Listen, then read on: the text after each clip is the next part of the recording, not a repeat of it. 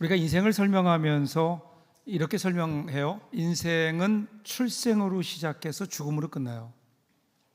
그죠? 그래서 그 출생, 영어로 출생을 birth라고 얘기하죠. 그 죽음을 death 그렇게 얘기해요. 그러면 이 출생과 죽음 사이에는 어떤 일들이 있을까요? 이 질문에 답을 얻기 위해서 이 질문을 이렇게 바꿔보겠습니다. 영어의 알파벳 B와 D 사이에는 뭐가 있을까요? C가 있습니다. 그러면 이 B가 우리 인생의 출생을 의미하는 birth라면 D는 아까 뭐라 그랬죠? death, 죽음이에요. 그러면 그 사이에 C가 있는데 C는 뭘까요? 어떻게 아셨어요? 선택이라고 하는 초이스가 그 가운데 있다고 하죠. 다시 말하면 우리는 태어나서 죽을 때까지 우리가 뭐를 해요? 선택을 해요. 이 선택을 통해서 우리의 인생이 만들어집니다. 가만히 한번 돌아보세요. 여러분, 인생이 이 선택이 너무 중요하지 않았나요? 예를 들면요, 배우자의 선택 얼마나 중요합니까? 직업의 선택 대단히 중요하죠. 이러한 우리의 크고 작은 선택들이 오늘 우리의 모습을 만들었고요, 그리고 오늘 우리가 하는 선택들이 우리의 미래를 만들어 갈 겁니다. 자, 근데 이러한 선택들 가운데 정말 중요한 선택들이 있어요. 모든 우리가 했던 선택들은 배우자나 아니면 직업이나 이런 것들은 이 땅에서 유효한 선택들이에요. 그런데 이러한 이 땅이 아니라 이 땅을 넘어선 영원한 선택도 있죠. 우리 신앙의 선택입니다. 이 신앙의 선택은 단지 이 땅에서 내가 어떻게 살 것인가 이것에 국한되지 않고 영원한 운명을 결정하는 선택이기 때문에 내가 어떤 신앙을 가질 것인가, 이것은 우리에게 너무너무나 중요한 선택이죠. 그런 의미에서 여러분들은 선택을 참 잘하셨습니다. 네. 이제 우리가 예수 그리스도를 선택한, 내 인생 가운데 예수 그리스도를 만난 것이 가장 복된 선택이었죠. 그런데 그렇게 한번 선택하고 끝나나요? 아니에요. 신앙생활이라는 것은 그 이후에도 계속해서 선택으로 이어집니다. 하나님의 뜻과 나의 뜻 사이에 하나님의 뜻을 선택해야 되는, 올바른 선택을 해야 되는 선택. 지금도 우리는 그 선택을 하고 있고 하나님 앞에 가기까지 우리는 이 선택을 하게 될 겁니다. 여러분들은 이 선택을 잘 하고 계십니까? 오늘 본문에도 보면 어떤 한 사람의 선택이 나옵니다. 그런데 안타깝게도 불행한 선택을 했던 한 사람의 이야기. 자, 오늘 1절 보세요. 어떻게 시작합니까? 유월절이라 하는 무교절이 다가오매. 자, 먼저 유월절. 이 유월절이 뭘까요? 유월절은요, 이스라엘의 구원과 관련된 절기예요. 그러니까 이스라엘 백성들이 이집트에 내려가게 되죠.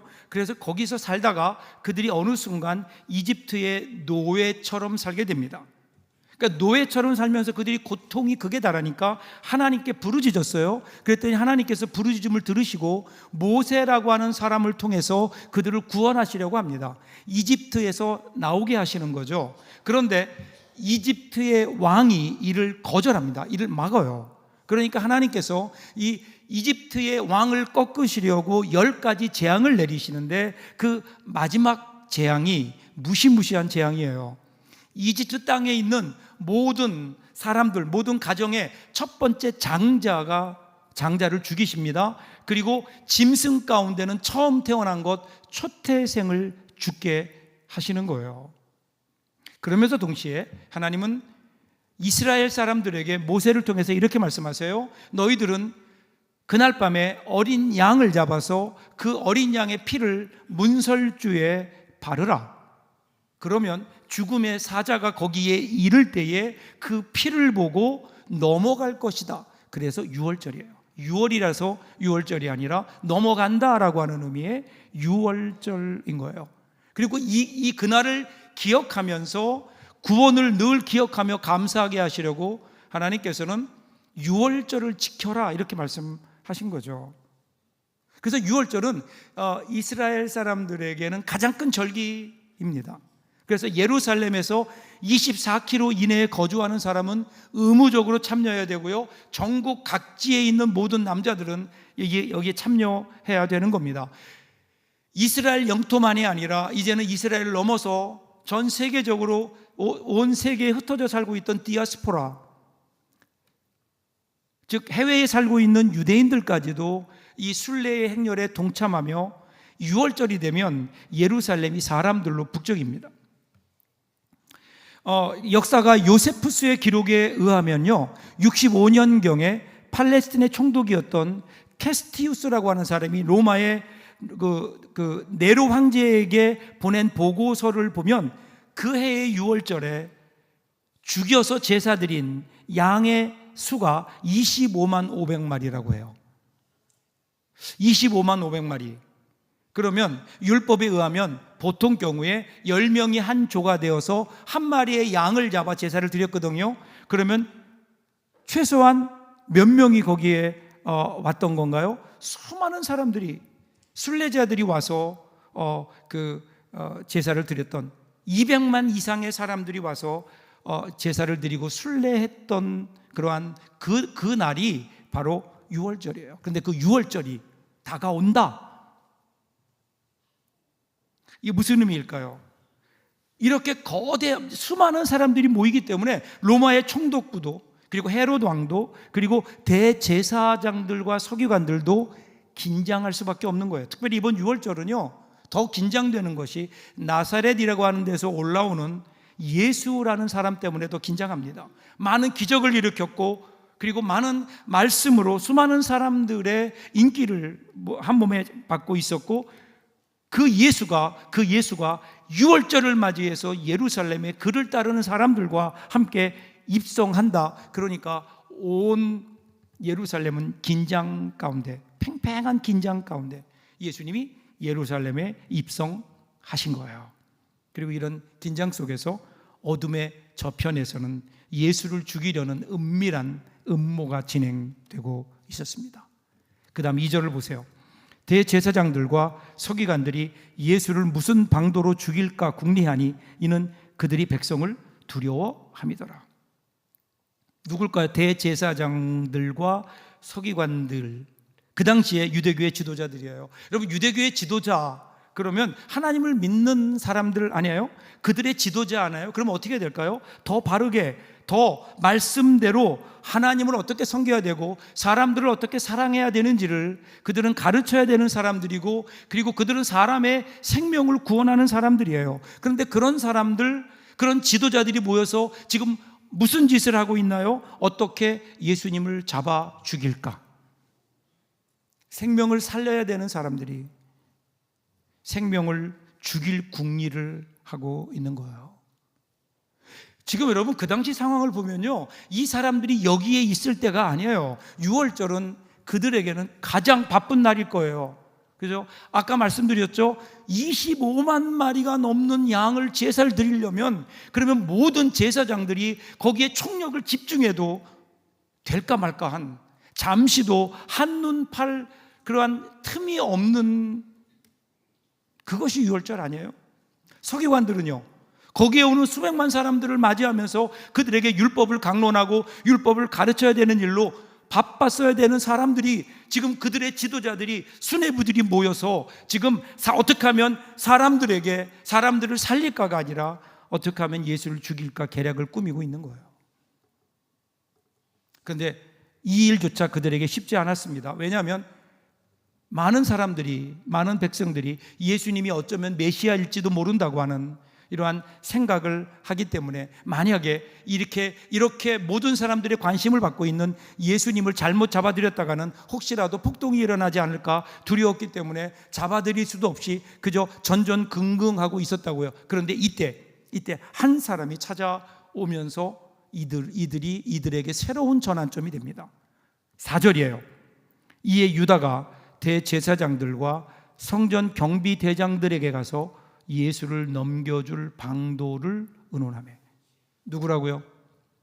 예수님의 12 제자 중에 한 명인 가룟 유다, 가룟 유다가 찾아오면서 예수를 죽일 모이는 활기를 띠기 시작하는 거예요.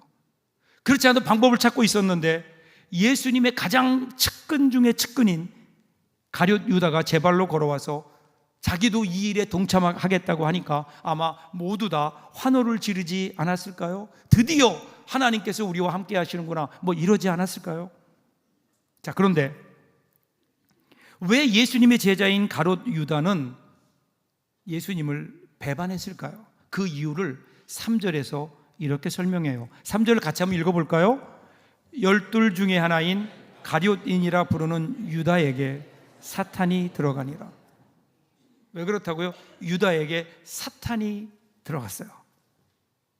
여러분, 사탄, 악한 영, 귀신, 이 존재를 믿으시나요? 관심이 없으시군요. 영국의 그 유명한 그 크리스찬 교수죠, 학자인 C.S. 루이스 교수가 이렇게 얘기했어요. 현대인들이 이 악한 영, 즉 사탄에 대해서 가지고 있는 대표적인 두 가지의 극단적인 편견이 있다. 하나는 귀신을 지나치게 믿는 거다. 그래서 귀신을 너무 두려워하는 거예요. 귀신 그러면 그냥 넘어가요. 그런데 두 번째는 귀신을 믿지 않는 거다, 부인하는 거다. 그런데 이 두 가지가 다 편견이다, 이렇게 얘기해요. 여러분, 귀신을 지나치게 믿는 사람, 귀신을 지나치게 두려워하는 사람, 그러면 그 두려움을 통해서 사탄은요, 그 사람을 컨트롤하기가 너무 쉬울 거예요. 그러니까 아주 사탄에게는 좋은 대상이 될 겁니다. 또 하나, 귀신을 안 믿는 사람, 사탄의 존재를 믿지 않는 사람, 그러면 사탄이 공략할 수 있는 아주 좋은 대상이라는 거죠. 왜냐하면 여러분, 간첩이 없다고 믿는 나라야말로 간첩들에게는 천국이 아닐까요? 그래서 우리는 분명히 기억해야 돼요. 성경은 악한 영이 있다, 이 땅에 일어나는 악한 일들의 배후에는 분명히 악한 영이, 사탄이 있다. 여러분, 에덴 동산에서 인간을 유혹했던, 그래서 타락하게 했던 사탄은 지금도 여전히 존재하고 있고 지금도 여전히 활동하고 있다는 거예요. 그러므로 우리는 이 사탄의 존재를 분명히 기억해야 됩니다. 그럼에도 불구하고 무지에서 오는 막연한 두려움으로부터는 벗어나야 된다는 거예요. 그러니까 사탄을 정확하게 알아야 되는 거예요. 그래서 요한복음 13장 2절에 보면 이 유다에게 귀신이 들어갔다, 이 사건을 이렇게 표현해요. 마귀가 벌써 시몬의 아들 가룟 유다의 마음에 예수를 팔려는 생각을 넣었더라. 유다가요, 사탄이 유다의 생각 속에 사탄의 생각을 집어넣은 거예요. 우리 귀신이 들어갔다 그러면 갑자기 우리는 어떤 생각하나요? 얼굴도 막 귀신처럼 변하고 목소리도 이렇게 변해서, 그래서 정말 귀신 같은. 그런데 여러분, 겉은 멀쩡한데, 겉은 예수 믿는 사람 같은데 그 생각은 사탄에게 잡힐 수 있다는 거예요. 그러면서 그 생각이 자기의 생각이라고, 아니 심지어는 그것이 하나님의 뜻이라고 생각하면서 그렇게 착각하고 살아가는 사람들도 있잖아요. 우리는 그래서 우리의 생각을 분별할 줄 알아야 돼요. 여러분, 우리의 생각, 우리의 이 생각이라고 하는 이 생각의 장, 엄청난 영적인 전쟁터예요. 사탄은 거기에 끊임없이 악한 생각을 우리의 생각으로 가장해서 그 안에 그 생각을 집어넣는 거예요. 그러기에 우리는 분별할 줄 알아야 돼요. 사탄이 나에게 넣어준 생각인지 아니면 성령께서 주시는 생각인지, 여러분, 우리는 말씀과 기도로 이걸 분명히 분별해야 돼요. 그런데 유다가 여기서 실패했어요. 유다는 그 유혹에 넘어가고 말았어요. 여러분, 우리가 분명히 기억해야 될 게 있어요. 아무리 사탄이 우리를 유혹하고 우리 안에 역사하더라도, 그런데 여러분, 마지막 결정권은 우리에게 있다는 거예요. 사탄은 결코 우리를 유혹할 수 있지만 하나님의 자녀인 우리들의 생각을 자기 마음대로 좌지우지할 수는 없는 거예요. 그래서 마르틴 루터가 이렇게 얘기했어요. 새가 머리 위를 날아가는 것은 막을 수 없다. 그러나 머리 위에 집을 짓는 것은 막을 수 있다. 이해가 되세요? 이 말은요, 나쁜 생각이, 사탄이 우리에게 이런저런 생각을 우리에게 넣어줄 수 있어요. 그것까지는 우리가 막을 수 없어요. 그러나 그 생각이 나의 생각이 되고 그의 생각이 우리 머리 가운데, 우리 생각 가운데 자리를 틀고 앉지 못하도록 머리를 흔들며 막아낼 힘은 우리에게 있다는 거예요. 그런데 유다가 여기서 실패했어요. 그대로 거기에 넘어갔죠. 그러니까 5절을 보세요. 그들이 기뻐하여 돈을 주기로 언약하는지라.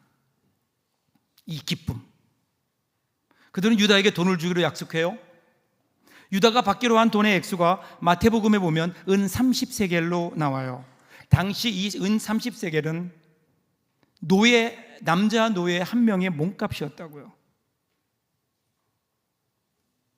이 땅에 오신 하나님의 아들 예수 그리스도,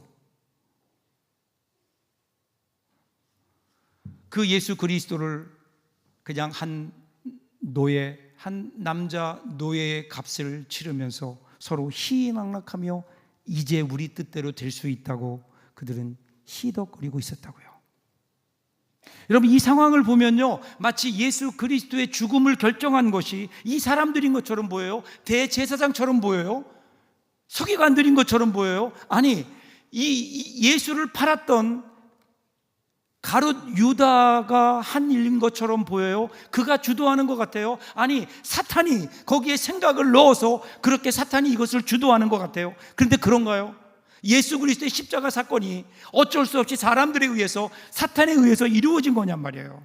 아니에요. 이 일은 십자가 사건은 하나님께서 인류 구원의 역사를 진행하기 위해서 이 땅에 인간의 몸을 입고 오신 하나님의 계획이고, 그리고 하나님의 방법이고, 이 모든 일을 주관하시는 분은 하나님이신 거예요.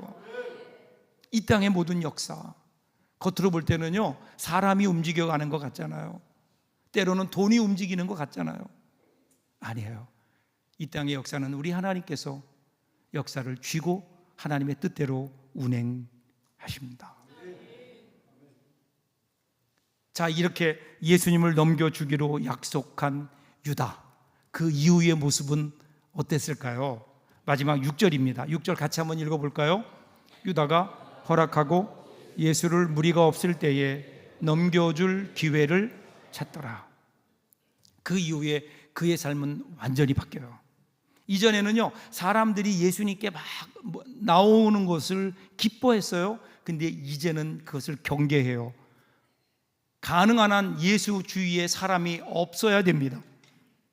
왜냐하면 그래야 예수님이 혼자 계실 때 체포할 수 있기 때문에, 예수님이 혼자 계신 시간을 제사장들과 서기관들에게 알려주어야 되기 때문에, 그래서 넘겨줄 기회를 찾더라. 자, 그러면요, 여러분, 예수님은 유다의 이러한 생각을 모르셨을까요? 우리 오늘 본문 읽지 않았지만 함께 21절, 좀 뒤로 가서 21절을 같이 한번 읽겠습니다. 그러나 보라, 나를 파는 자의 손이 나와 함께 상 위에 있도다. 예수님께서 유월절 그 밤에 유월절 식사를 하시면서 식사 자리에서 그렇게 말씀하세요. 나를 파는 자의 손이 나와 함께 상 위에 있다. 여러분, 식사 자리는 가장 가까운 사람들이 모이는 거 아니에요? 식구들이 모이는 곳 아니에요? 근데 거기에 나와 함께, 그 나를 파는 자의 손이 나와 상위에 있다, 이 이야기는 지금 함께 밥 먹는 사람 가운데 누가 있다는 거야? 나를 파는 사람이 있다는 거예요. 다른 사람은 다 모르지만 한 사람은 알죠. 그게 누구인지. 자, 지금 예수님께서 이 말씀을 왜 하실까요? 예수님은 알고 계시잖아요. 근데 이 말씀을 지금 하시는 시점이 중요해요. 그게 언제 말씀하셨죠? 제자들과 유월절 만찬 자리에 있을 때, 바꿔 얘기하면 이제 얼마 안 있어서 예수님이 체포되세요. 그러니까 지금 예수님은요, 마지막 순간까지 이것을 알고 계시지만 마지막 순간까지 예수님은 가룟 유다에게 회개하기를 원하신 거예요. 회개의 기회를 준 거예요. 그가 돌이킬 수 있는 기회를 주신 거예요. 그런데 안타깝게도 가룟 유다는 이 주님의 사랑을 저버렸죠. 그래서 결국 오늘 말씀은 유다의 실패로 끝나는 것처럼 보입니다. 그런데 여러분, 유다의 실패로 끝나지 않았어요. 끝까지 포기하지 않으시는 주님의 사랑으로 이어집니다. 같은 내용을 기록하고 있는 요한복음 13장 1절을 보세요.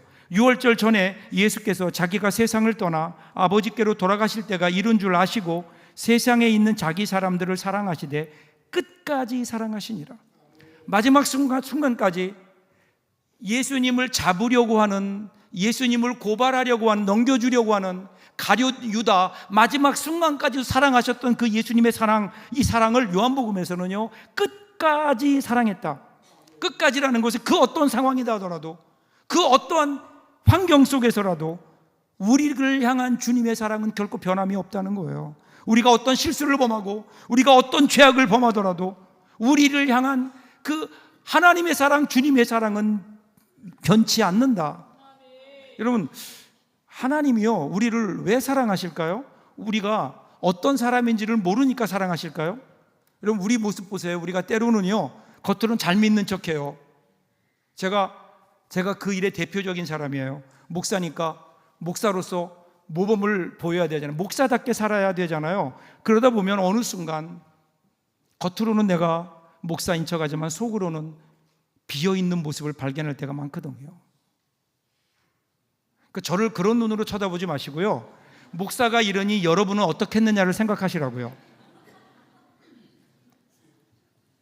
주님이 모르실까요? 당연히 아시죠. 우리의 진짜 모습을 우리 주님이 아시죠. 그럼에도 주님은 우리를 사랑하시는 거예요. 끝까지 사랑하시는 거예요. 예수님을 팔았던 배신자 가룟 유다까지도 끝까지 마지막 순간까지 사랑하셨죠. 그런데 유다는 이 사랑을 결국 거절하고 스스로 자기의 길을 갔어요. 사랑하는 여러분, 그 예수님의 이 사랑, 끝까지 사랑하시는 사랑은요 오늘도 여전히 우리에게 있지 않나요? 예수님이 잡혀가는 것을 보고 두려워 도망가는 그 제자들을 향해서 끝까지 사랑하셨다. 자신을 모른다고 부인하며 저주하는 베드로도 버리지 아니하시고 끝까지 사랑하셔서 회복시키시는,